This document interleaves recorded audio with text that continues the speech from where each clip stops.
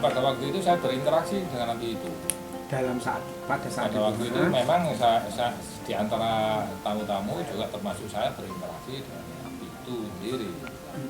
Apakah api ini memang bisa berinteraksi dengan leluhur? Ya.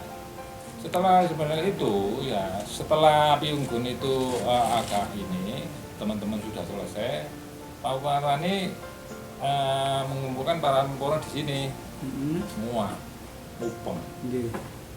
Lah, kemudian ditanyain satu persatu, bagaimana dengan apa itu desain ini, ya semuanya oke dan sebagainya.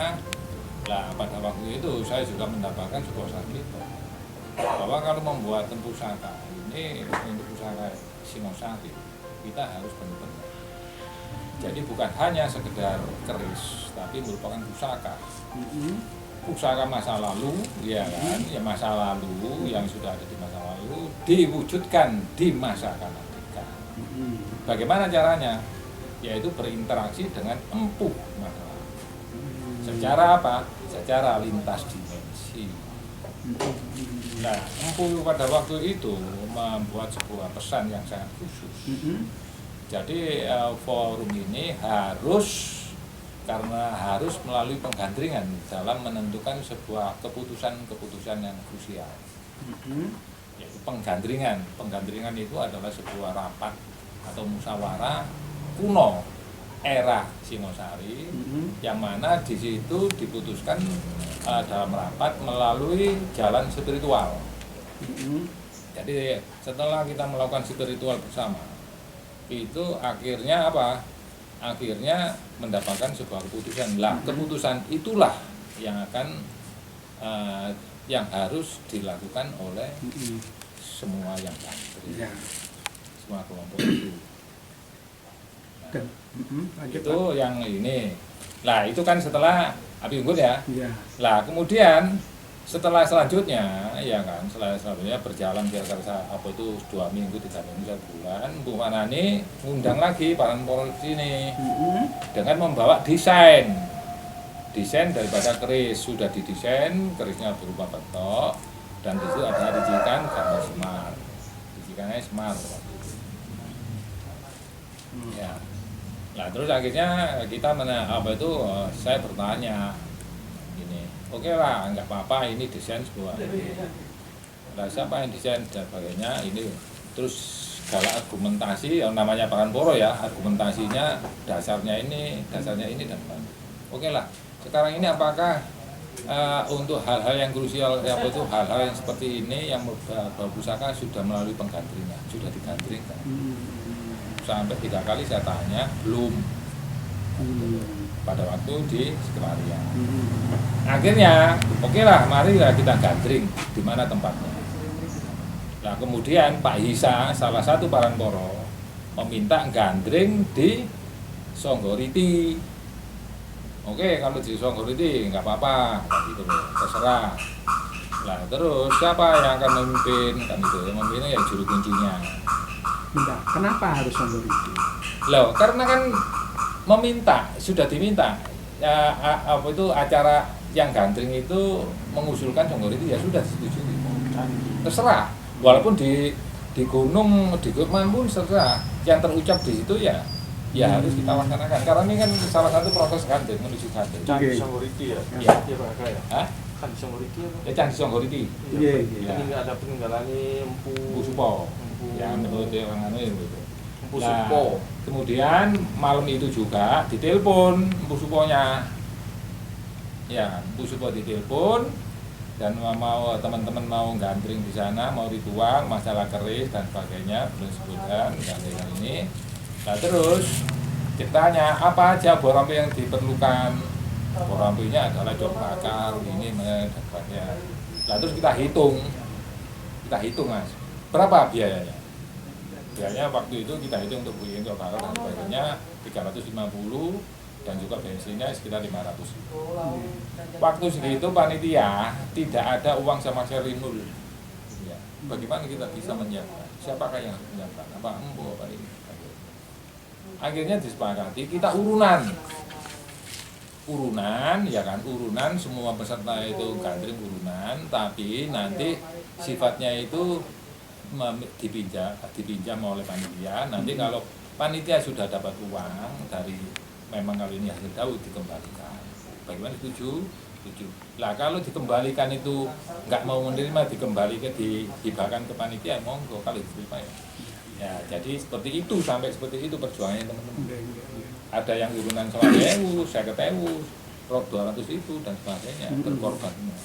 Waktu mau melakukan penggandringan di Pertama itu. Ya, ya. Nah, kemudian setelah sampai di Songgoriti, ya kan, semua obor ampis sudah digelar, acara dimulai dipimpin oleh juru kuncinya. Nah, sasmitanya ya seperti yang saya sampaikan tadi. Dia mendapatkan hasil penggandringan, kita itu semedi semua, ya semua mendapat dawu.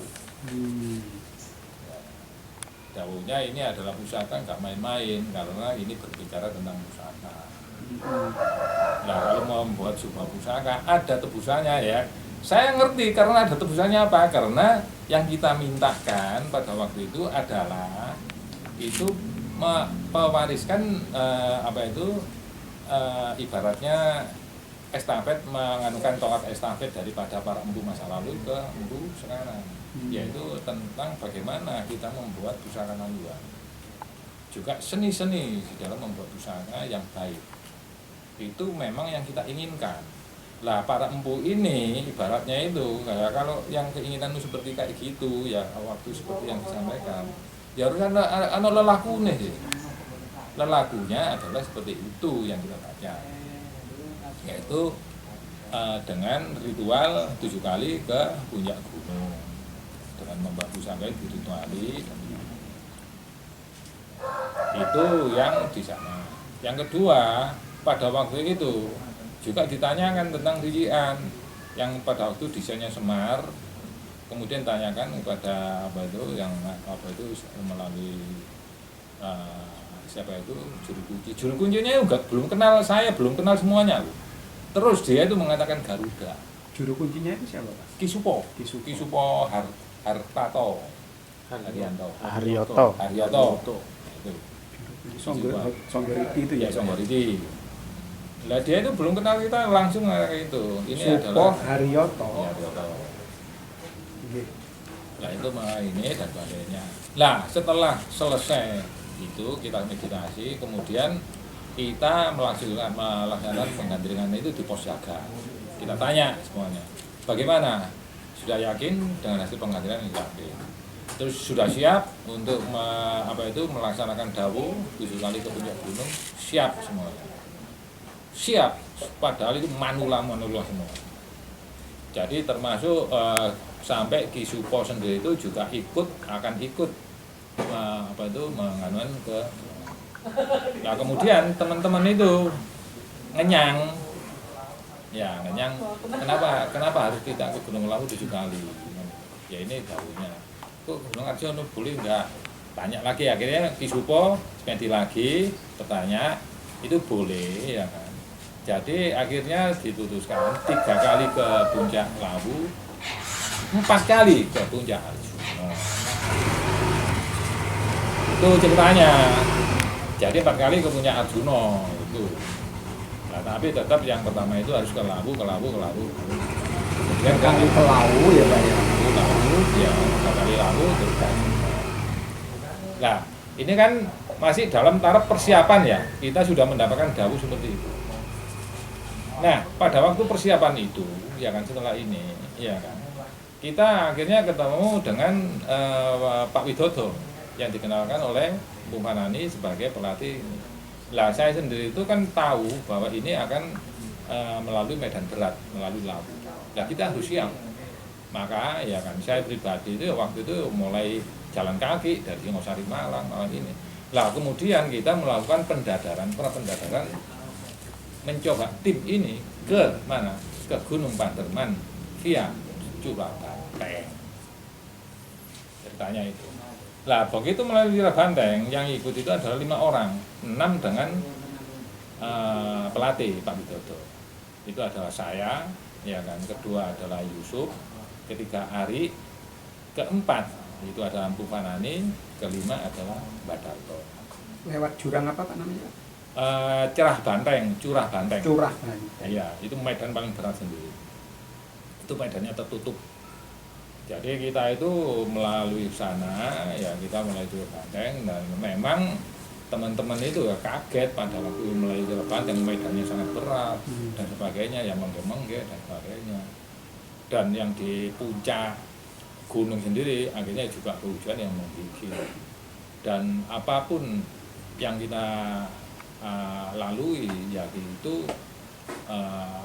ya kita kerjakan dengan tulus. Amit nun saya. Pak Fanani itu usia 58. 58. Jenengan 62. Pak silakan Pak. Gagah Suasawan. Gagah Suasawan ini 62. Terus Mbak Darto 68. Mbak Darto. Mbak Darto 68, terus Pak Widodo 76. 76. Terus Pak Yusuf 45. Terus Pak siapa itu Pak Ari 46. Jadi tidak ada usianya yang di bawah 30. Pelatihnya Pak Widodo itu. Ya, iya, itu 76 tahun itu. 76 tahun yang melatih itu. Gitu. Jadi pada waktu kejadian, ya kan, kenapa saya percaya ini adalah sebuah pusaka? Karena pada waktu kita itu uji coba ke Gunung Pangerban, kita itu mendapatkan sebuah lindungan dari semesta. Lindungannya itu yaitu semua itu berangkat selamat. Saya itu dalam keadaan puasa mas waktu itu naik itu. Saya dalam wilayah juga saya membisu. Jadi saya naik turun membisu dan sebagainya. Teman-teman di mana-mana. Nah pada waktu di atas itu juga kita itu ditempa sama alam semua. Inilah sampai ke puncak ya Pak ya? Iya, di Panderman itu. Iya, puncak, dan di puncak itu hujan terus. Itu kapan Pak? Kurang lebihnya? Minggu kira-kira ya berapa minggu yang lalu, 3 minggu yang lalu atau sebulan yang lalu. Ada foto-fotonya. Jadi mau foto-fotonya sampai lihat ada. Sampai melet-melet dan sebagainya. Nah, ada sebuah kejadian yang sangat luar biasa pada waktu kita itu ada di Panderman. Itu si Yusuf itu yang termuda 45 tahun. Dia itu sudah siap kuat. Dia itu sudah mau turun. Tapi, itu pas di puncak Pak? Mau berjalan ke puncak. Oh, pas mau ke puncak.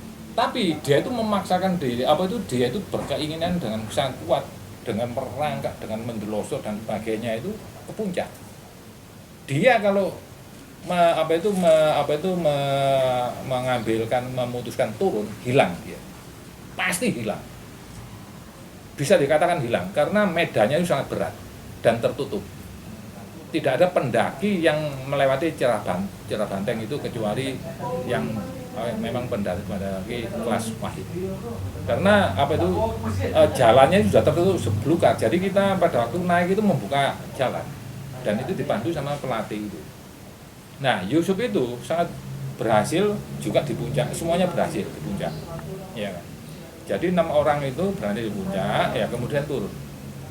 Nah, Pak Nun Sewu, berapa jam jarak tempuhnya dari bawah sampai ke puncak? Dari bawah ke atas itu melebihi seorang pendaki mas, 7 jam. 7 jam itu. Normalnya? Normalnya itu 2 jam, 3 jam. Untuk pendaki yang handal. Profesional ya. Profesional. Karena ini manula juga pada ini nunggu teman itu 7 jam. Jadi berangkat jam 9 sampai di atas itu jam 3. Kurang lebih segitu. Hujan. Berangkat jam 9 pagi. Oh, kalau dari sini jam setengah 5. Betul dari bawah dari kaki. Kurang 9. Pagi ya, Pak ya. Kurang lebih jam 9. Di kaki Panderman itu. Kurang lebihnya segitu. Sudah naik setelah kita ritual mulai masuk puncak gunung di ritual di penjaga secara itu kan semua gunung itu kan ada yang jaga baru kita naik. Itu jalannya tertutup mas, nggak kelihatan sama tutup ini tertutup belukar. Belukar. Iya. Pohon-pohonan. Ya. Tapi ya gitu, kenapa kita bisa menelisir? Karena apa? Yang membuat jalan itu yaitu pendaki itu sendiri. Kena pembimbing itu. Sebabnya kenapa? Apa itu pembimbing itu mengambil jalan itu? Karena pembimbing itu pelatih itu memang kita percaya untuk membawai kita supaya nanti dalam melakukan pendakian ke Arjuna maupun ke Lawu itu tidak ada masalah. Maka dicarikanlah sebuah medan yang mirip-mirip dengan Padahal sebetulnya di Panderman ada jalan jalur lain. enak, iya, tapi itu enteng. Supaya apa? Lah prediksi pelatih begitu para para peserta ini melewati jalur itu dan sukses itu melewati Lawu dan sana tidak. Curah Badeng itu masuk kawasan desa mana, Pak? Itu belakang Panderman Hill. Belakang Panderman. Iya, itu kan ada perumahan Panderman Hill. Ya itulah situ, perumahan Panderman Hill. Yang museum terus ini terus itu ada itu. Nah, kenapa saya percaya ini adalah di sana? Pertama, itu tim itu kita selamat semua karena usia manula. Yang kedua, pada waktu kita turun ada kejadian yang luar biasa. Kita turun, rombongan terpecah jadi dua. Yang pertama Pak Darto sama Pak Widodo itu turun duluan. Nah, Pak Darto sama Pak Widodo turun duluan. Ya, kita, saya, Pak Fanani, ya kan, Yusuf sama Pak Ari itu ada rombongan kedua beriringan berempat. Ya kan. Lah, selama ini, ya kan, terus kita bengok, ya kan, akhirnya kita turun. Kita nggak mendengar suara, kemudian suatu saat kita mendengar suara dari Pak Widodo. Oke, akhirnya ketemu kita di Latar Rombo. Latar Rombo di situ Pak Widodo nggak ada. Pak Widodo nggak ada, terus ditanya sama Mas Ari, Pak Widodo di mana? Oh sudah aman. Gitu, ya sudah. Di Latar Rombo itu kurang lebih berapa nih, Pak? Ini jadi ini puncak, ini Latar Rombo ya. Okay. Ini perjalanan saya ini kita di Latar Rombo ketemu di sini ya. Ini kita ketemu. Nah, terus di sini adalah finish. Ini finishnya. Kita sini. Lah terus selama perjalanan terus akhirnya kita ketemu semua rombongan selamat ada di sini. Oke, di finishnya. Ya, di finish. Lah terus pada waktu di sini Pak Fanani dapat telepon dari Pak Darto. Pada Latar Rombo itu. Iya, pada waktu kita turun dari Latar Rombo. Oke. Dari mana? Oh, saya sudah ngopi. Oh, enak ya ngopi ini dan sebagainya. Nah, terus setelah itu, ya kan, kita kan sudah ketemu, kan pulang. Terus kita menganalisa pada waktu perjalanan itu apa yang terjadi. Ternyata kejadiannya, ya kan, pada waktu kita turun dua rombongan ini. Pak Darto sama Pak Widodo itu tergelincir di jalan, gelundung. Saya juga gelundung ini, Pak Fanani tahu saya preset. Tapi rombongan pertama gelundung. Lah terus kemudian Pak Darto itu menggelundung jauh ke depan, ditututi sama Pak Widodo. Pak Widodo karena waktu itu kan malam sudah maghrib ya. Oh pas turun itu sudah maghrib Pak ya? Ya lebih maghrib sudah mendekati, saya sudah peteng, sudah harus pakai sentolop. Gitu loh. Saya turun itu sudah pakai kamera handphone itu, teman-teman. Enggak sanggup tuh, Pak. Enggak sanggup lampu senter kan. Lah kita perhitungkan nggak sampai maghrib kok. Nggak sampai maghrib ya, karena kejadian ini kan kejadian luar biasa. Makanya kita dari analisa itu makanya kita harus siap-siap. Lah, kemudian setelah kita tanya, ya kan, Pak Widodo itu melihat ada dua lampu yang mendatangi Pak Widarto turun. Lah kemudian dia itu Pak Widodo itu tanya, hei Dingi, aku ini padahal ini di tengah-tengah hutan antara puncak dengan Latar Rombo, ya kan. Kemudian lampu itu menjauh, sehingga Pak Widodo ini berjalan sendiri menuju Latar Rombo. Makanya pada waktu kita mencari Pak Widarto nggak ada. Lah terus ternyata, ya kan, pada waktu setelah kita evaluasi, saya tanya di forum sini, Pak Widarto, sampai pada waktu jatuh itu antara Latar Puncak dengan Latar Rombo, itu apa sampai kok ini? Iya, saya ditolong ini. Ya, ternyata dia itu katanya ditolong oleh teman orang-orang pendaki yang banyak sekali bahkan membawa. Pak Widodo itu. Pak Widarto yang jatuh, Mbak Darto yang umurnya 68 tahun itu. Kemudian dia itu disuruh membawa tongkatnya itu begini. Ini kan tongkatnya yang dari pring itu gini kan. Katanya gini, terus dia gantol gini. Lah terus springnya ini digotong sama 2 orang. Itu ceritanya Pak Darto. Kemudian suatu saat sudah jalan, terus springnya tongkatnya Pak Darto suruh megang, kemudian dilepas. Lah dilepas itu orangnya yang nolongin nggak ada semua. Lah kemudian ada banyak pendaki yang tersesat, terus melihat dia, akhirnya dia itu sama pendaki yang lain sampai di pos melalui jalan belakang. Itu loh. Nah sekarang pada waktu itu, ya kan, saya kan rombongan yang terakhir 4 orang ini. Ini puncak, ini latar ombong. Ini hutan semua Mas, jurang, nggak ada penduduk di sini. Lah Pak Widodo itu melihat 2 lampu itu dari siapa, dari mana? Mustahil Pak. Banyak orang, kita itu melewati di sini nggak ada siapa-siapa. Hutan belantara, Jawanya turun beletokan semua. Saya gedabekan turun di sini sudah nggak terhitung. Yusuf jatuh, Buangun itu babek jatuh, buk itu. Hampir semua gelondong Pak ya? Iya. Yang termasuk Pak Widodo itu di gelondong juga. digigit ular. Gigit ular. Pak Widodonya. Iya, Iya. jadi ada buktinya masih ada kata. Jadi pada tangan dan gelondong kan gigit kakinya. ular dia. Iya. Sampai segitu. Loh. Inilah. Nah, sekarang saya bertanya kepada Pak Darto sama Pak Widodo. Loh, Pak, berarti lampu sing sampeyan delok itu lampu opo? Siapa? Terus saya tanya kepada Pak Pertolongan Widodo, gaib istilahnya. siapa yang menolong sampean? Ini adalah lintas dimensi. Inilah yang saya maksud lintas dimensi. Artinya apa? Artinya bahwa kita pada waktu pra pendadaran itu disengkuyung sama leluhur. Karena kita punya niat akan ke lawu dan ini. Tuh, ya sudah, kalau sudah demikian berarti teman-teman kita itu sudah ada yang lintas dimensi. Itu Pak Widarto. Lah nanti kalau pengen ya tanya sendiri ke Pak Widarto. Tuh. Itu kejadian yang ada di Pandeman. Jadi kenapa saya sampai bahwa ini adalah belakang. Pak naik 7 jam, turunnya Pokoknya sampai di finish itu jam 10 malam. malam. Jadi kalau ukuran pendaki sudah nggak normal, kan itu. Saya lihat jam 10 malam kita ada di finish. Ya udah, hitung aja sendiri itu berapa jam, kurang lebih gitu. Jadi saya sampai di Singosari jam setengah 1. Kan itu, sampai setengah 1. Itu yang terjadi. Nah kemudian setelah terjadi ini, ya kan, kemudian sudah uji coba, Empu Fanani membuat sebuah persiapan.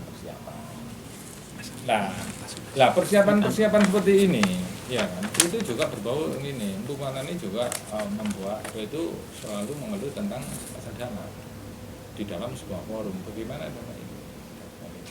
Oke lah, saya hanya mengatakan, Mas, yakin pada diri sendiri, yakin kita. Kalau ini pusaka, ini adalah dahu, semua akan ada.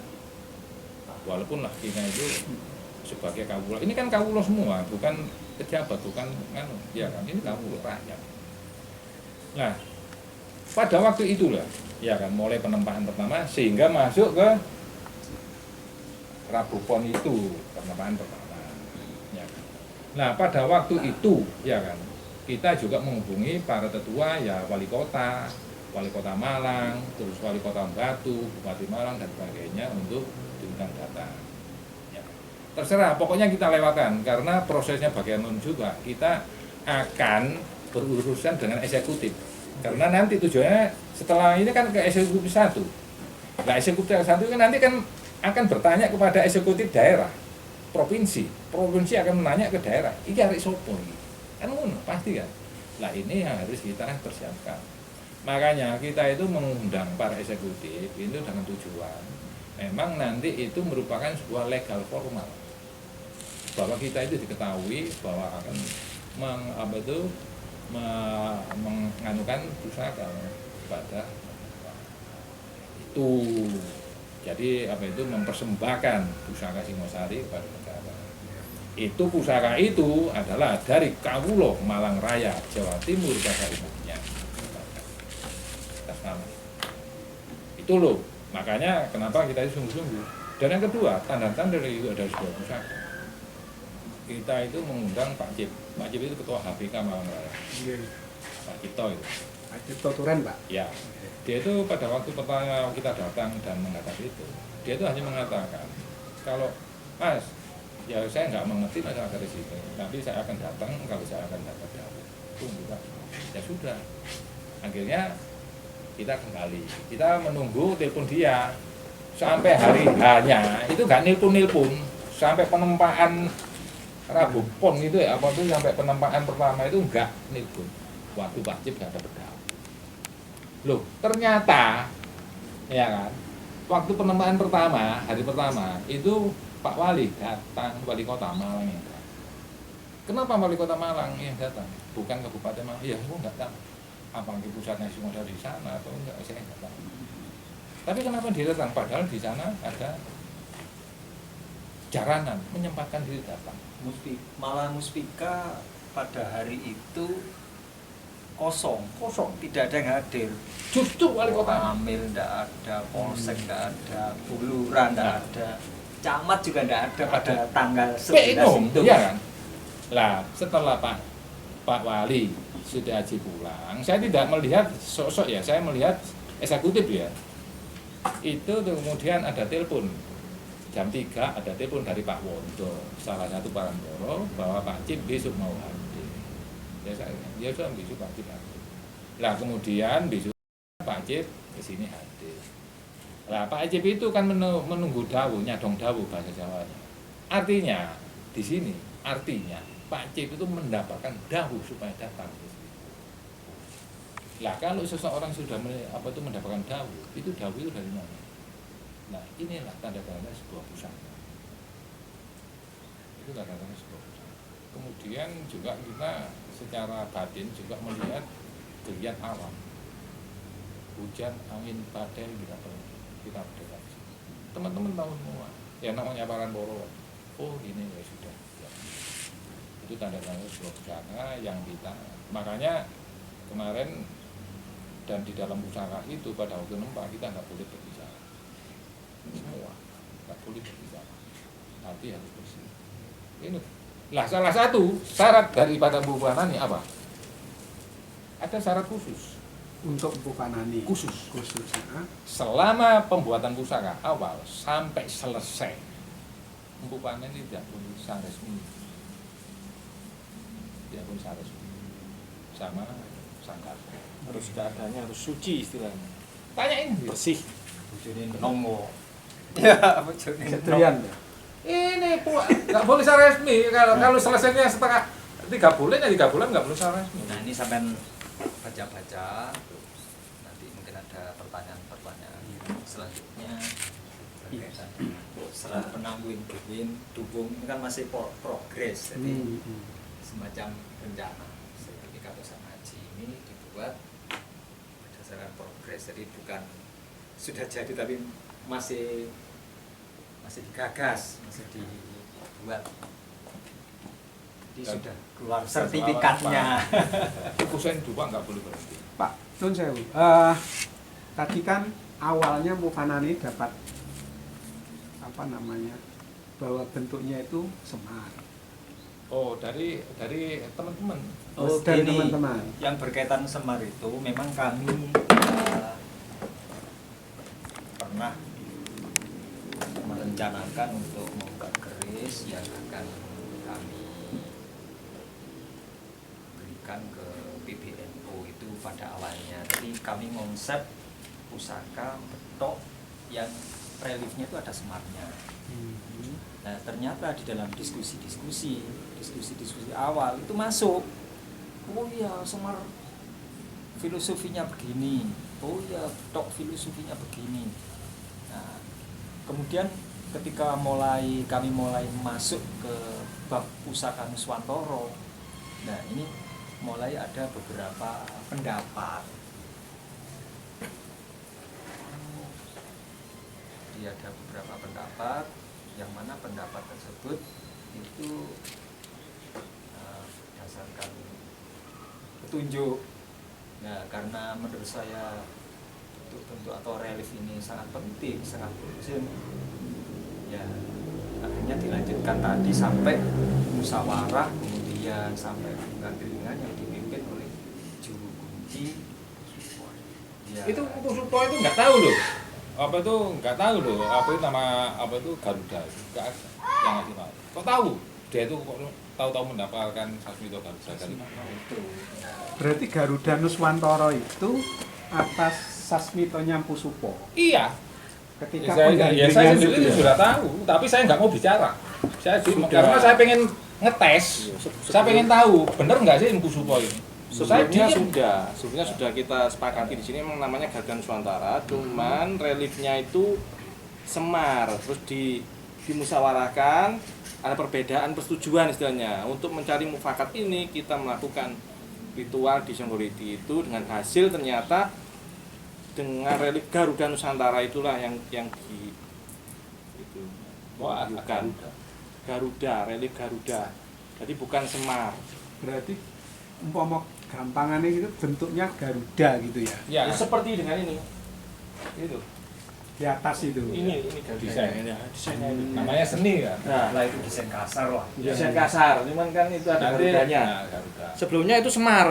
Nggih, nggih. Sebelumnya Semar, cuman karena perbedaan-perbedaan akhirnya musyawarah di Songgoliti, musyawarah secara spiritual. Wah, Gandring. Iya, musyawarah secara spiritual. Kalau bahasa Singapura saya yang gandring. Nanti kalau spiritual kan terlalu religius. Yang gandring itu. Kinatah ya Bu ya dia. Iya, Kinatah. Ya, Jadi itu emas ini. kinatah. Kita ngemas, ada berlian. Kinatah ada emas itu rencananya. bungkus emas. Jadi Garuda dengan kinatah emas. Jadi Garuda Nuswantoro ini, nah terus desainnya Garuda ya seperti itu nggih. Terus anunya apa Betul. namanya? Dengan kinatah emas Garuda. Materinya itu materialnya apa? Iya. Makanya itu coba sama Ini ya. baca itu. Materialnya ada batu meteor. Gelar itu langgam Singosari dapur apa? Dapur itu bentuk Bentuk. bentuknya. Pamornya. Nah, pamornya itu kenapa 800 Nggih. lipat? Karena memperingati dari 800 tahun Singosari. Gajah no. Gonjo. Gonjo. Iya. Nah, Ya, bukan gajah loh. Itu batu nganu gonjo itu dari Terjemahannya. bahasa Jawa. Nek di Indonesia kan apa kira-kira? Gonjo itu ini loh Mas. Seperti Iya. nah, keris ini yang bawa sendiri ini. Oh. Gonjo ada. Ini loh gonjo yang bawa bahasa itu. Jawanya itu kan gonjo. Ini gonjo. Kayak ngene dokter apa? Ya, jadi gonjo itu yang Sing pedot. ini ya ini gonjo itu. Yang ini gonjo ini kan hilang. Nggih, nggih, nggih, nggih.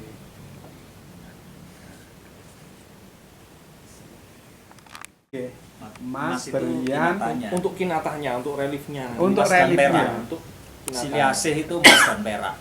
Kalau bahannya yang meteor, terus nikel, besi apa lagi itu Iya, ya. iya.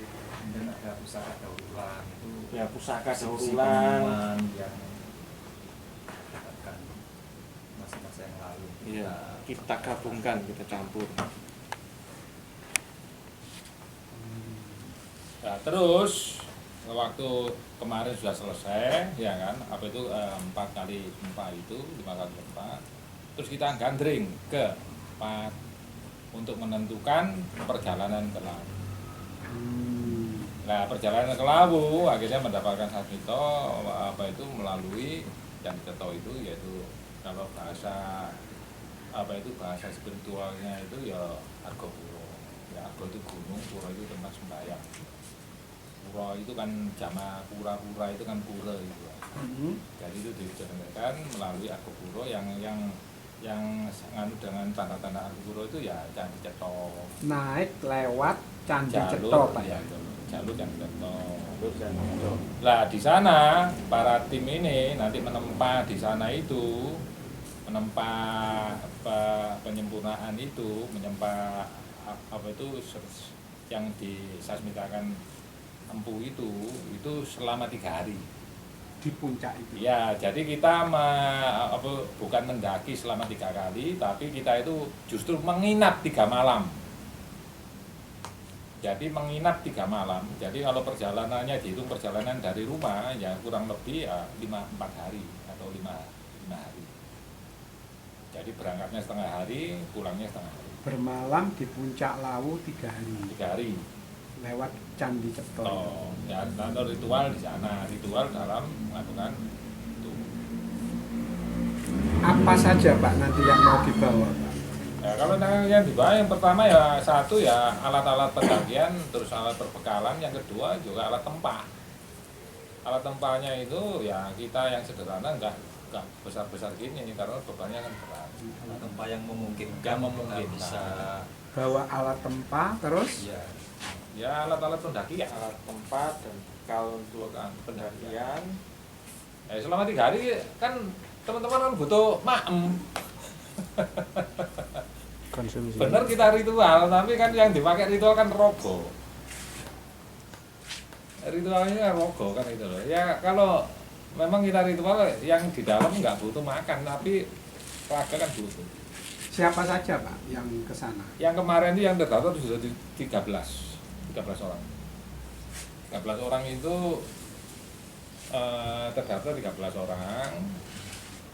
Itu juga dari Malang Selatan 2 orang, dari Surabaya 1 orang.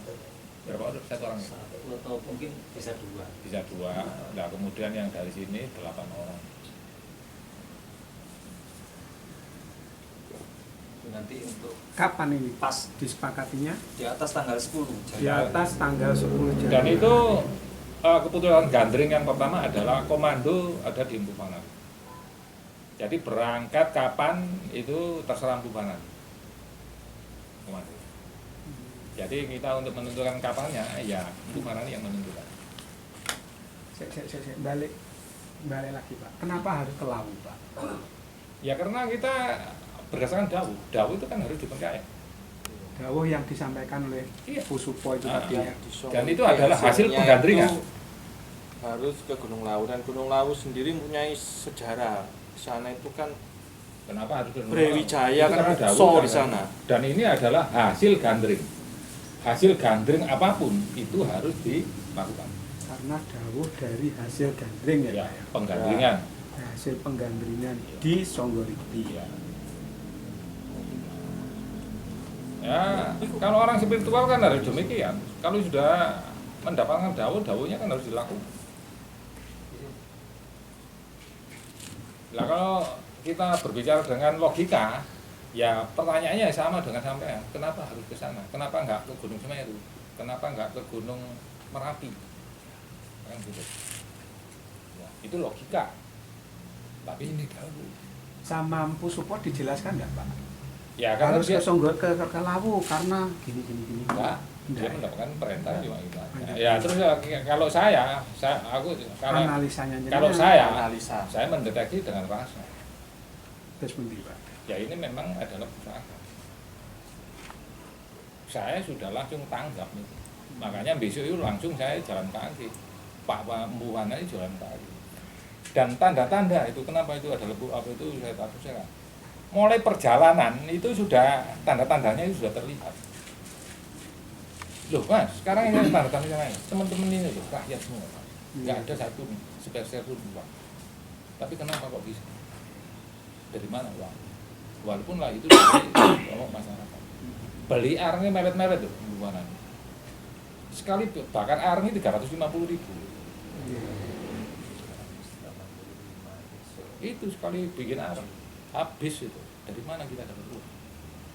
Terus dari mana kita bisa membuat banyak sandingan?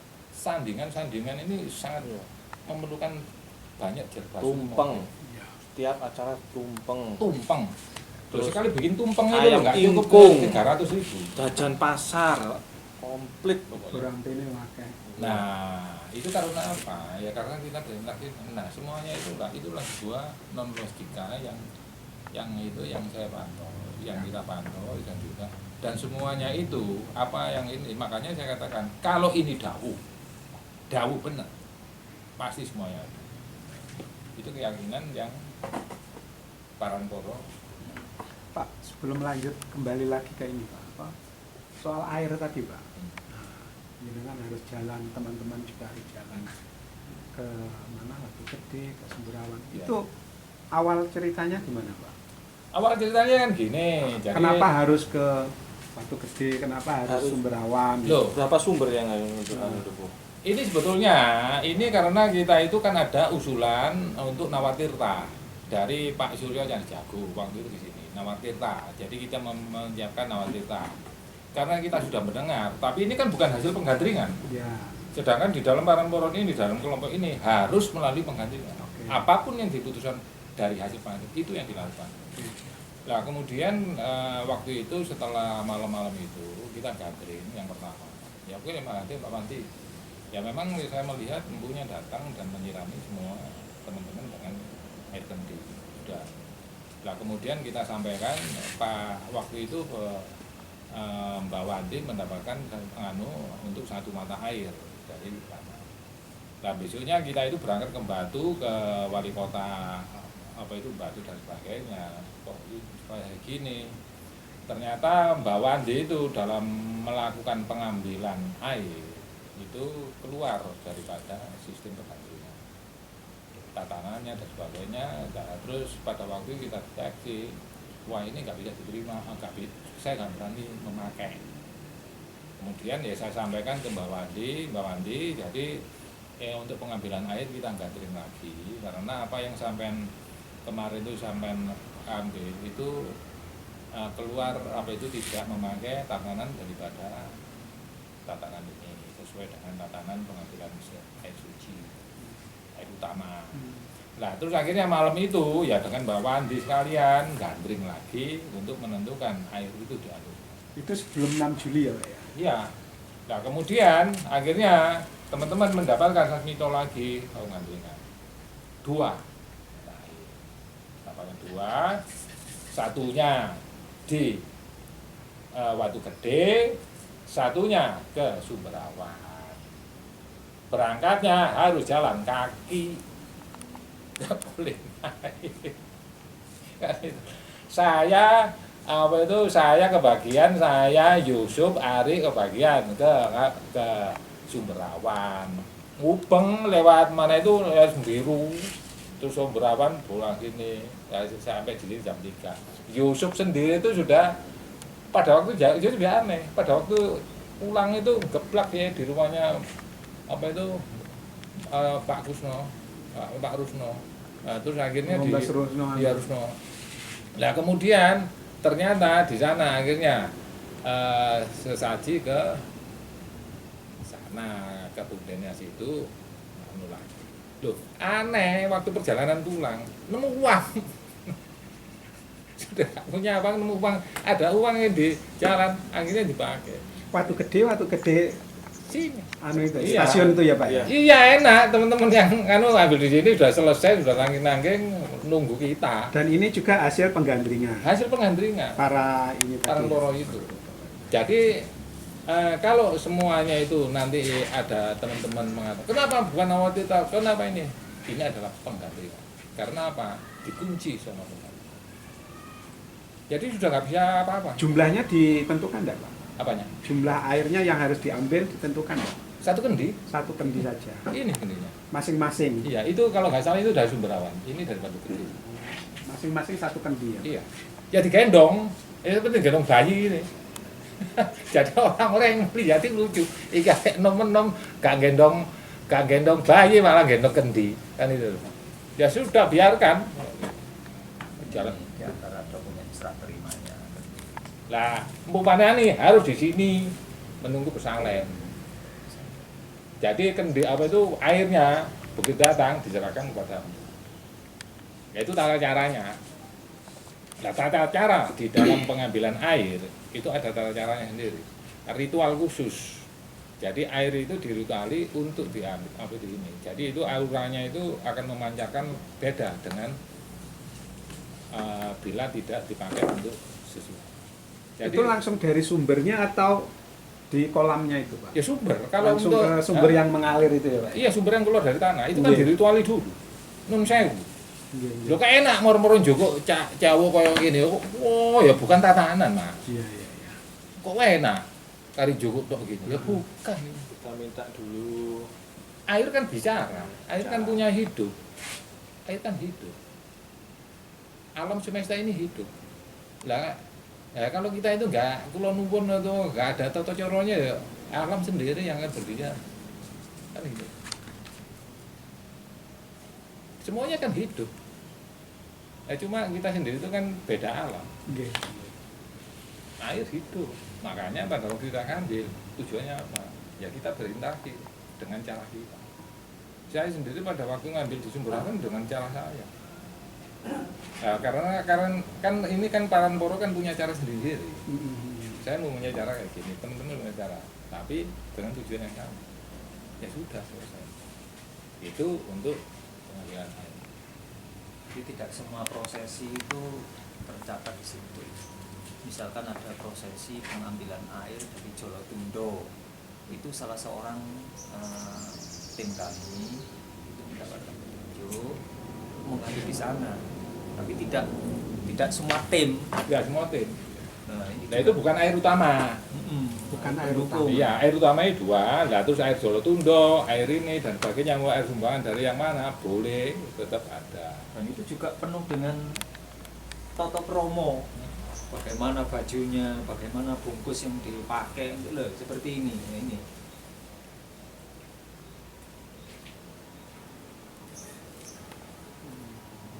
Ini dari sana dibungkus seperti ini, kain kemasan, kemudian juga pakai selendang emas Air pendukungnya dari mana aja, Mas? dari Jolotundo, kemudian juga dari air Songgoriti, Quality ada.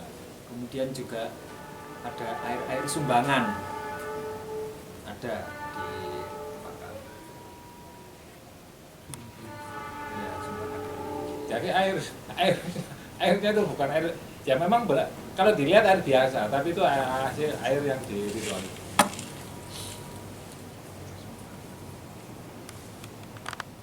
Untuk Eh, untuk apa, Mas? Jadi di dalam proses tempa itu kan ada beberapa unsur. Jadi ada unsur tanahnya, ada unsur api, ada unsur udara, unsur air. Nah, air itu salah satu unsur yang kita pakai di dalam prosesi tempa lipat tersebut. Baik itu untuk sifatnya mendinginkan maupun air itu sifatnya memang perlengkapan pandi secara fisik. Secara non fisik, air ini memang sangat kita butuhkan untuk energi.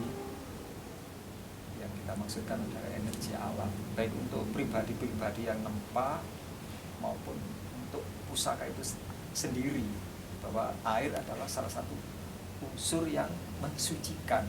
Makanya tirta wening suci.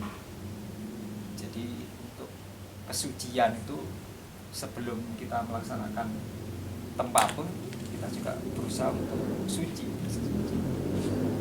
Plus air itu untuk meninggikan, plus juga untuk kita ambil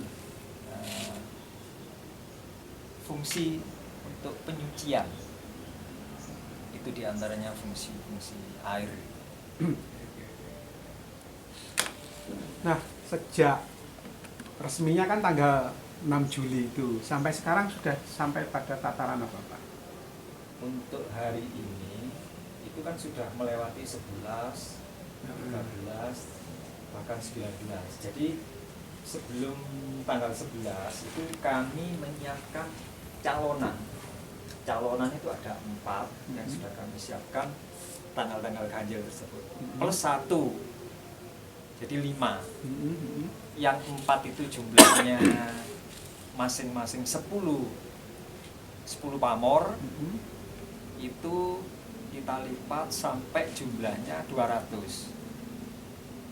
Jadi setelah tempa pertama, pada hari pertama itu kita selesaikan pada tanggal 12 atau pada hari berikutnya. Kemudian yang tempa tanggal 13 demikian, kemudian menuju ke 17. Ternyata antara tanggal menuju ke 17 itu ada janjian dengan Kiai Marzuki yang beliau sanggup untuk ikut numpang pada tanggal 19. Nah ini berarti jatah bahan yang satu. Jadi saya memberi kesimpulan, ternyata bahan yang kita siapkan satu untuk selewahnya itu minta ada ubur apinya juga, kan tidak direncanakan itu. Yang datang Kiai Marzuki sama Bupati. Iya. Bupati. Hari Senin Sanusi. Nah, jadi pada hari ini itu tempat lipat pamor dasar itu sudah selesai. Jadi ini tadi sudah proses penyatuan selewahnya. Kalau untuk anunya masih belum. Untuk 800 pamor masih belum kita satukan karena masih bentuknya belum pas sesuai dengan yang kami rencanakan. Kemudian lipatan untuk Gonjo Mas Kumambang 7 itu tadi sudah siap. Ini tinggal pendampingnya 8, berarti nanti pamornya itu 7 akan menjadi sebuah pamor pada Gonjo sesuai dengan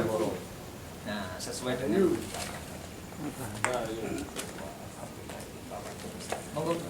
Nih. Nah ini yang namanya Yusuf ya.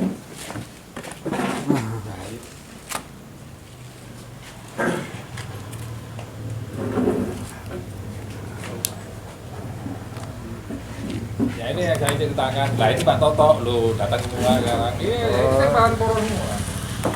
Dari mana Pak? Wartawan. Wartawan. Lautjawatimur.com. Oh, Jadi konco lawas ini. Ayo kamu kopi ini. Beli titik ini mau tak pikir wong nek piye. Ini atau Tak sansuk sik. kursi itu. Itu cuma kursi. Tak sup. Ini. Putih ini. Wis baru banyak putih iki. Terus tekan mau joget kok. Wih, pimpinan nih. Loh, cari apa ini Bang mau acara nang itu. Ora, nang kene, rampung bareng iki. Iya. Pas mulai mengacara. Bareng. Makanya tengah patiku itu. Makanya tanda-tanda pusaka itu saya berani memastikan itu harus sebuah pusaka. Itu karena tanda-tandanya itu telah kita deteksi. Jadi bukan ini loh ya, bukan aksesoris itu seperti ke seni kerajinan yang seperti di mana itu di Mojokerto atau Mojosari, Mojo Agung seperti itu. Itu kan banyak kesenian itu, seni tempat seperti di Ceper. Ya memang kan.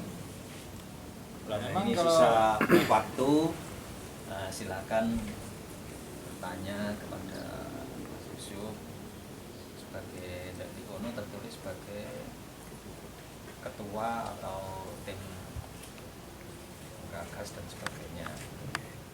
Kayak ini terus dan mereka suka kapan sampai dari apa Mangku siapa Mangku Dewa sama Dewa Abang. dari Habis ritualnya tadi. Iya. Anu setiap tahun ya acara ini setiap tahun. Tanggal 24 Januari. Kebetulan tahun ini Ulang tahun ada Kedatuan Singosari pendagingan, jadi ada pendagingan, jadi ada ritual khusus. Dagingannya apa? Emas apa sendiri? Biasanya Ada gitu. juga. Mesti Kalau tahu. Pak Putu pasti Pilihan. pendagingannya mesti emas. Mas, ada emasnya, ada peraknya, Perak ada semua pelurunya. jangkau. Gendep. Iya, Dalamnya dimasukkan di Aktif dan cantik kan juga. mungkin gini ya, saya mungkin sedikit nambahi Pak ya. Ya ini mungkin kalau buat saya bukan sekedar kebetulan ketika kita kemudian adanya hajatan Glorioso Gegaman Keris Pusaka ini. Karena mungkin sudah diawali tahun 2018 ketika kita dipandegani sebagai penanggung jawab penyelenggara penyatuan Timur Barat. Jadi seluruh keraton-keraton di seluruh Nusantara itu dikumpulkan di Kuningan dalam rangka rekonsiliasi nasional dan kaitannya penyatuan Nusantara. Berangkat dari situ, kemudian kita dalam diskusi-diskusi di dalam kegiatan itu memang terutama di Singosari, kenapa didapuk menjadi penanggung jawab? Karena menurut para spiritual di sana itu yang harus jadi penanggung jawab itu dari timur, dari wetan. Itu melalui proses pencarian ke Kediri dikembalikan ke Bali. Bali nggak mau dikembalikan lagi ke Kediri, terus ke Mojokerto. Mojokerto nggak mau, kemudian diserahkan ke Singosari. Dan Singosari kemudian ditunjuk pada kita sebagai penanggung jawab penyelenggara. Waktu kita ngirim surat, itu kan surat itu diramalkan juga. Iya. Dan begitu kita membuat kesanggupan, menulis surat kesanggupan atas nama Kedatuan Singosari, saya dan Mbak Wandi itu yang menyerahkan. Saya nggak mau sendiri, harus ada saksi di sana. Ketika saya menyerahkan, ya karena dengan para sepuh menyerahkan saya sebagai penanggung jawabnya acara itu, saya merasakan bahwa itu sebagai simbol Singosari saja. Jadi ketika kita ke sana itu sebagai simbol bahwa kita masih dituakan, bahwa mereka masih menganggap Singosari sebagai punjer dari Nusantara. Itu yang saya tangkap.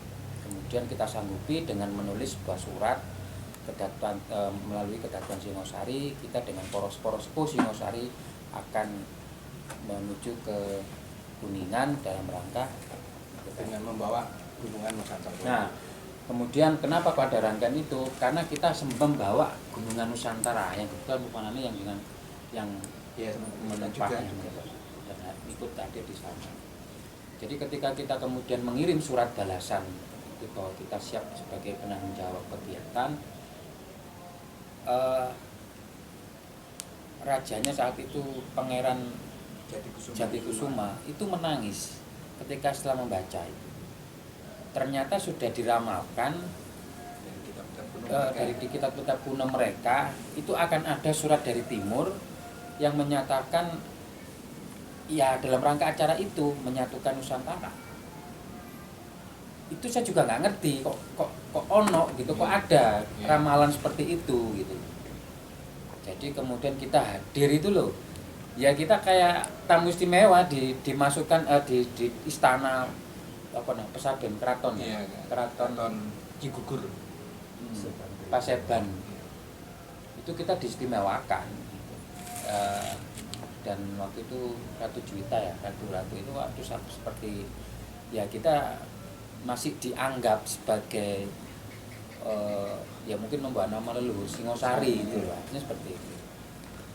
Nah kemudian kita menangkap sinyal-sinyal itu bahwa akan ada, dan juga itu dinyatakan juga akan ada mulai dari 2018 sampai nanti ke depan pasti akan ada peristiwa-peristiwa yang membuat munculnya dalam rangka penyatuan Nusantara. Harusnya di Singosari itu diminta jadi tuan rumah tahun 2020 ya. karena ada COVID tidak kita tiadakan. Akhirnya tahun 2021 kemarin sempat diadakan tapi nggak bisa kita hadiri, kita minta karena seluruh hajat segala macam. Dan di tahun 2022 ini kok bersamaan dengan usia 800 tahun, para sepuh ini ada sebagian yang diberi daun-daun. Ya termasuk salah satunya akhirnya kenapa pada saat Bupanani menginginkan membuat keris duplikatnya Empu Gandring, saya pribadi agak kurang sepakat. Kenapa enggak kita buat dapur sendiri? Sebagai bahwa ini adalah simbol-simbol. Ini adalah karya kita. Karya kita juga harus membuat konsep yang baru, simbol pemersatu, simbol pemakmur dan sebagainya yang nanti kita wujudkan dalam itu.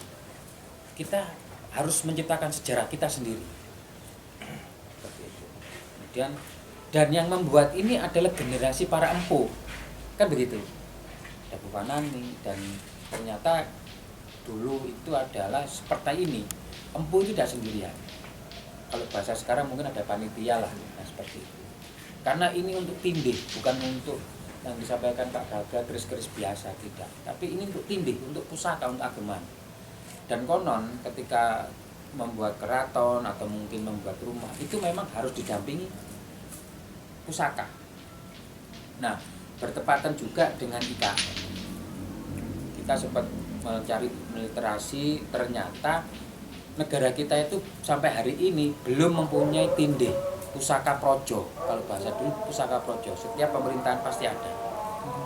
Nah, kalau sebagai peninggalan mungkin punyanya pribadi Pak Soekarno atau mungkin Pangeran Negara mungkin ada, tapi sebagai keris projo itu sendiri belum ada.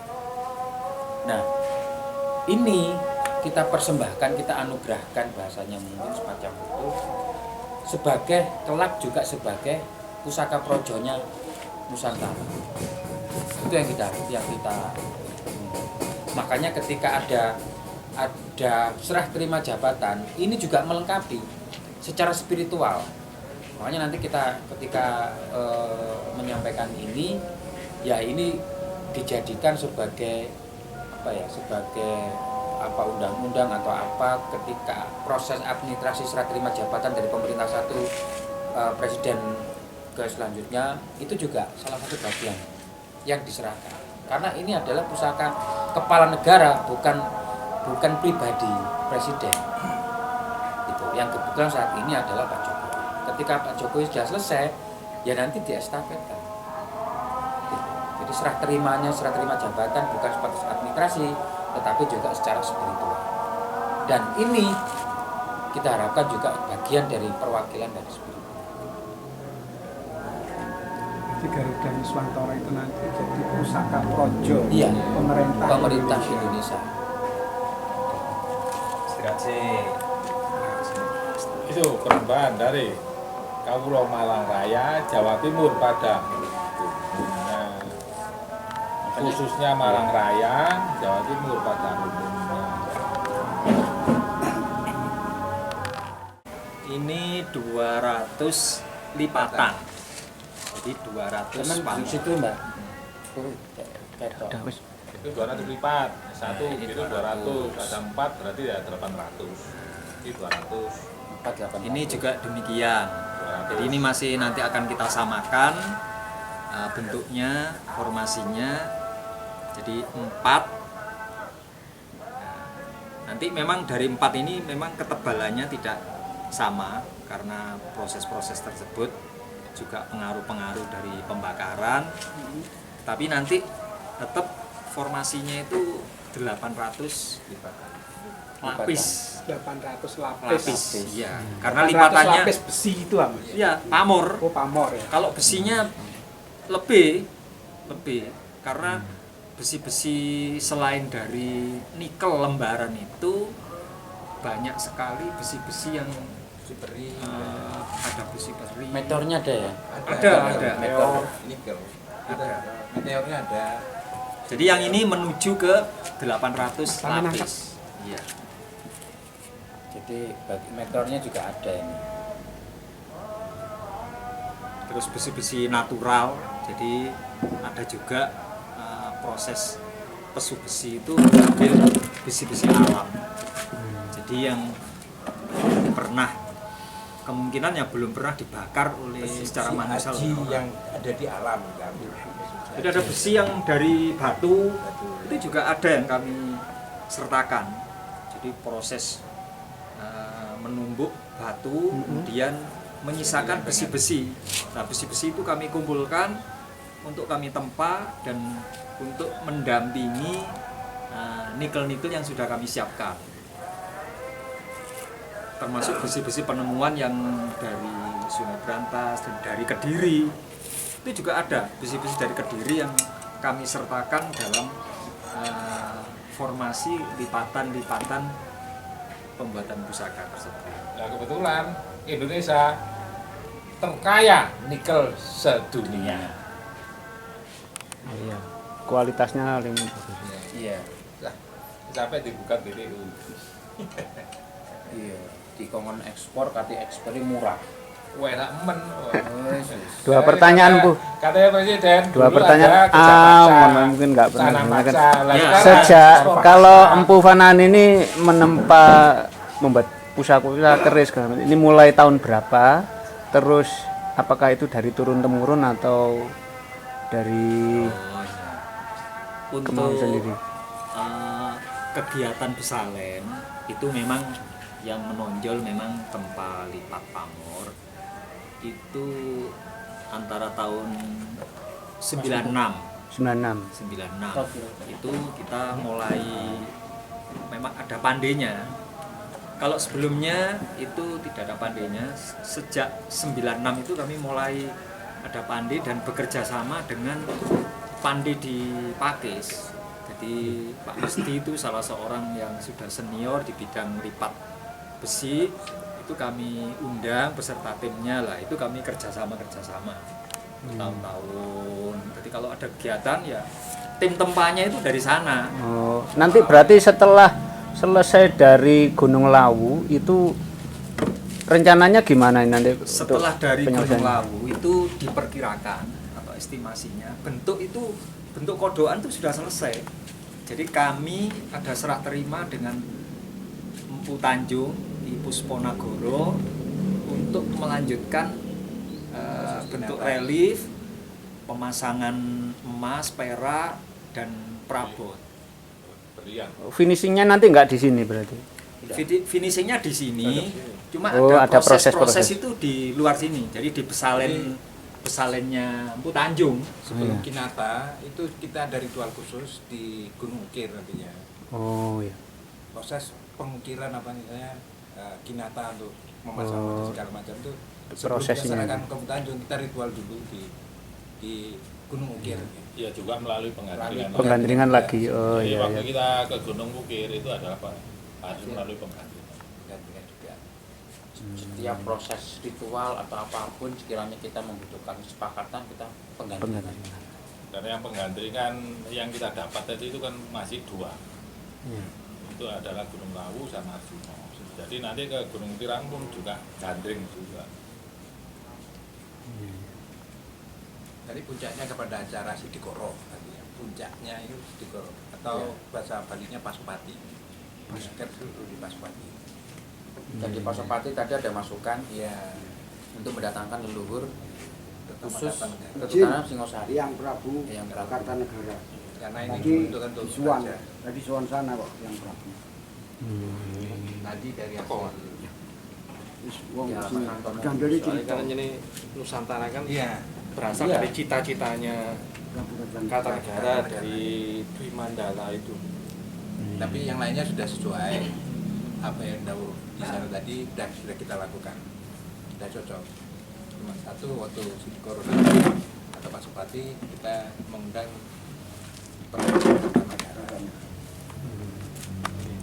Ada satu acara yang kemarin muncul atau diusulkan itu di lokasinya di Universitas Brawijaya, kemudian jadi semacam talk show gitu loh, yang audiennya itu ya mahasiswa ya dosen, itu salah satu usulan juga ya. Nanti kita godok kalau sudah proses itu mendekati atau mungkin sebelum Sidikoro. Sidikoro ya. Dan itu sedang diusulkan dimasukkan ke agenda universitas dengan ya tentu saja dengan biaya dari sana, kemungkinannya itu. Ya nanti masuk gandringan juga. Itu aman. Yang kemarin saya usulkan, kemudian ketika ada kekhawatiran itu nanti jadi itu, ya saya kayaknya keberatan gitu.